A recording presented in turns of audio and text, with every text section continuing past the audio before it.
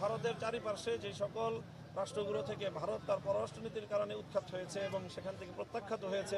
শ্রীলঙ্কা, মালদ্বীপ, নেপাল সহ আন্তর্জাতিক বিশ্বের অন্যান্য রাষ্ট্রগুলোর সাথে সংহতি গড়ে তুলে ভারতের এই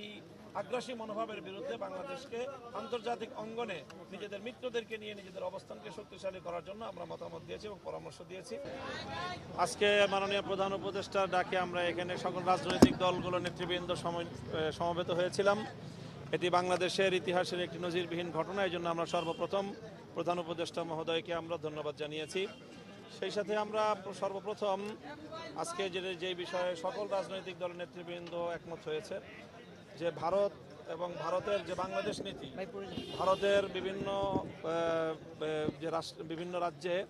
বাংলাদেশের উপ হাই কমিশন সহ বাংলাদেশের জাতীয় পতাকার বিরুদ্ধে যে অবমাননামূলক আচরণ করা হয়েছে, অগ্নিসংযোগ করা হয়েছে এবং ভারতীয় মিডিয়া এবং ভারতীয় রাষ্ট্রের বিভিন্ন দায়িত্বশীলদের পক্ষ থেকে বাংলাদেশ বিষয়ে যে বক্তব্যগুলো এসেছে তার তীব্র সমালোচনা এবং নিন্দা জ্ঞাপন করা হয়েছে। সেই সাথে বাংলাদেশের অন্তর্বর্তীকালীন সরকারের ভারতের এই আগ্রাসী মনোভাবের বিরুদ্ধে যে আত্মমর্যাদাপূর্ণ যে সাহসী পদক্ষেপ, সেই সাহসী পদক্ষেপের সাথে সকল রাজনৈতিক দল সংহতি প্রকাশ করেছে এবং তাদেরকে সাহস জুগিয়েছে এবং ভবিষ্যতে যে কোনো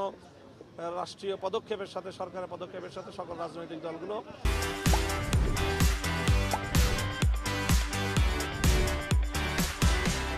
একমত থাকবে এবং তারা সংহতিতে থাকবে, এই প্রতিশ্রুতি দেওয়া হয়েছে।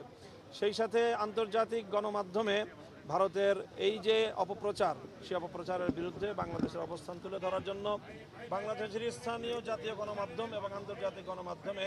রাষ্ট্রকে, সরকারকে যথাযথ ভূমিকা পালন করার জন্য এবং